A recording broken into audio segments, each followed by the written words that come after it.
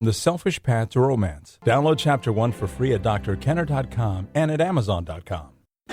George, buddy, remember that girl I introduced you to? Lorraine? About Lorraine. She really likes you. She told me to tell you that she wants you to ask her to the Enchantment Under the Sea dance. Really? Oh, yeah. All you gotta do is go over there and ask her. What, right here, right now in the cafeteria? What if she said no? I don't know if I could take that kind of a rejection. I have the pleasure today of having Dr. Kurianski on my show. She's a clinical psychologist, and she's a popular TV and radio personality. And she's the author of 2 books, The Complete Idiot's Guide to Dating and The Complete Idiot's Guide to a Healthy Relationship. And I encourage you to take a look at those books. They're excellent. Welcome, Dr. Judy.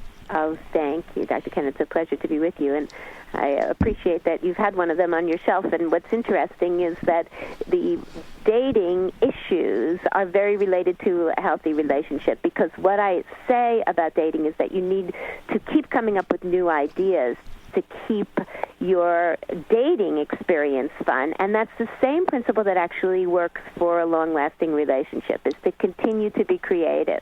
You know, my husband and I have been married years. He'll probably wink and tell me 29 here. Oh, how sweet. And what he said to himself before we got married was, what you need to win someone, you need to do to keep someone also.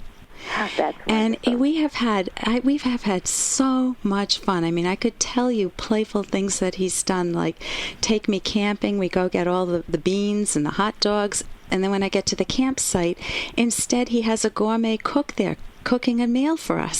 So he's done wonderful romantic things throughout the relationship. Oh, that is so sweet. I'm ecstatic to hear that. What a joy, and how lucky you are. And that just the fact that you shared this on your show now is an inspiration for men who are listening, and for the women who are listening, to tell their partners just what's possible for a man, because we think men are not romantic, but many surveys have shown that men are romantic and that they enjoy those things too. And that's the key. If a man thinks about it as it's a duty, I have to buy the old lady flowers, I have to buy her a ring and a Christmas gift or whatever, it squeezes the romance, the playfulness out of their relationship, rather than saying, I'd love to do this. This could be fun. I think I'll surprise her today. And the woman saying that too. You want to talk a little bit about a survey that was recently done and a contest that's being run? Yes, indeed. I participated in the KY Married for Life survey in analyzing the results, and we have over 2,000 people, thousands of people, men and women, respond to various questions about what it takes to have a long-lasting relationship and what they wish for New Year's Eve, and what is their what do they think is most important, and what are the qualities of a long-lasting relationship. And the results of that survey are indeed that people rated these 3 things the most important. Hey, I got to interrupt this because we've got to pay some bills. 30 seconds, that's it. A very quick ad, and then Ellen will be back. Romance. Ugh, I wish guys knew more about what we want from a relationship. Boy, I wish I knew more about what I want. Where's that ad I saw? Here it is. The Selfish Path to Romance. A serious romance guidebook. Download Chapter 1 for free at selfishromance.com and buy it at amazon.com. The Selfish Path to Romance. That is interesting. That people rated these 3 things the most important: trust, respect, and friendship.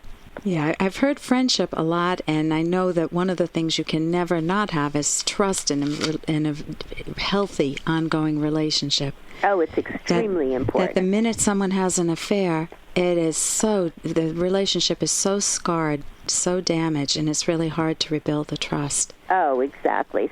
So that's, if anything, the most important quality. And I've found that, too, from being a psychologist for so many years, almost 3 decades already, that of all the questionnaires that I've given in surveys, just as in the KY Married for Life survey, the results are so true that trust comes out top of the heap as being really important.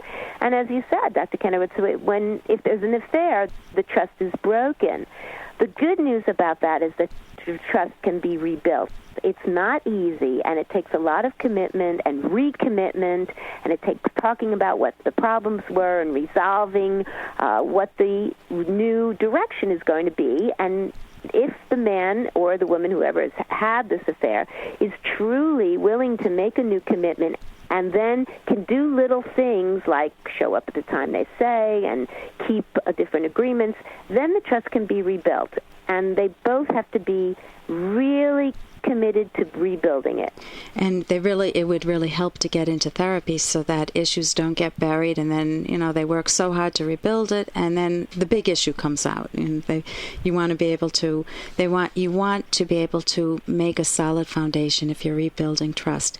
What would you say are some skills or qualities that good couples that are working well together use? Well, I often call them the 4 T's, and one of them, as we've just discussed, is trust, and that's an important foundation. Another T is time, and that's setting aside time together, because a lot of couples are so busy and they just don't have time, especially when children come along. The third T is talking, which is exceptionally important, and even in the KY Married for Life survey, communication came out very, very high on the list of what was important for couples. They definitely, especially women, want to be told what's on their partner's mind. And the fourth one is touch, because touch is really important. There's been lots of research to show that touch is soothing. It lowers blood pressure. And as a sex therapist myself, I certainly know that touch is very crucial, and that fits in so really importantly to the mission of KY, which is, of course, with their new Ultragel. Touching is very important. When people go through different stages of life, especially after women have had menopause, for example, and they may not be as excitable or they may not lubricate as much, that's where it's so important to continue the touch and continue activity, and where something like a KY Ultragel can help. But touch in any way, massage is so important. Really, Dr. Kenner, it's a foundation for every sexual enrichment and marriage enhancement program that I've ever known about or that I run myself. Those massages don't have to lead to sex is a very important message to people. They should be what we call non-demand. Mm-hmm. You mentioned time also, and when I see teenagers dating, they can't get enough time with each other. They don't want to do homework. They don't want to go to sports games, and they just want to be with each other. And then when you see married couples who've been married for many years, it's like, I left the old lady home, or I finally escaped from him. I can't believe it. He drives me buggy, and you don't get a sense of connection anymore. What have you noticed in terms of couples? I know we're down to the last 30 seconds, but couples, they don't work at it. And the real key is exactly how we started out talking, and that is when the teenage couple are really looking to make each other seduced and interested. And that's what you have to keep on doing all the time. Pretend even that you've just met. That's the best advice. So go back to dating. If you feel like your marriage is dying or your relationship is dying, go back to dating. Thank you so much, Dr. Judy Kurianski, for joining me today, the author of The Complete Idiot's Guide to Dating and Another Complete Idiot's Guide to Healthy Relationships. For more Dr. Kenner podcast, go to drkenner.com and please listen to this ad. Here's an excerpt from The Selfish Path to Romance, the Serious Romance Guidebook by Drs. Kenner and Locke.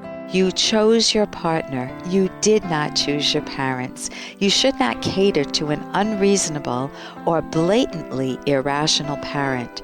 Your partner comes first and deserves your loving support. Now consider children. Of course, children are beloved, irreplaceable values. Assuming you had children for the proper reason, you wanted the joy of raising them, then it is not a sacrifice to give up lower priority values, such as being in a time-consuming tennis tournament. You've made a tragic and emotionally costly error if you had children out of duty or to please others. Spending time with your children is typically a great source of pleasure. Nevertheless, partners need private time together on a regular basis. You can download Chapter 1 for free by going to drkenner.com and buy it at amazon.com.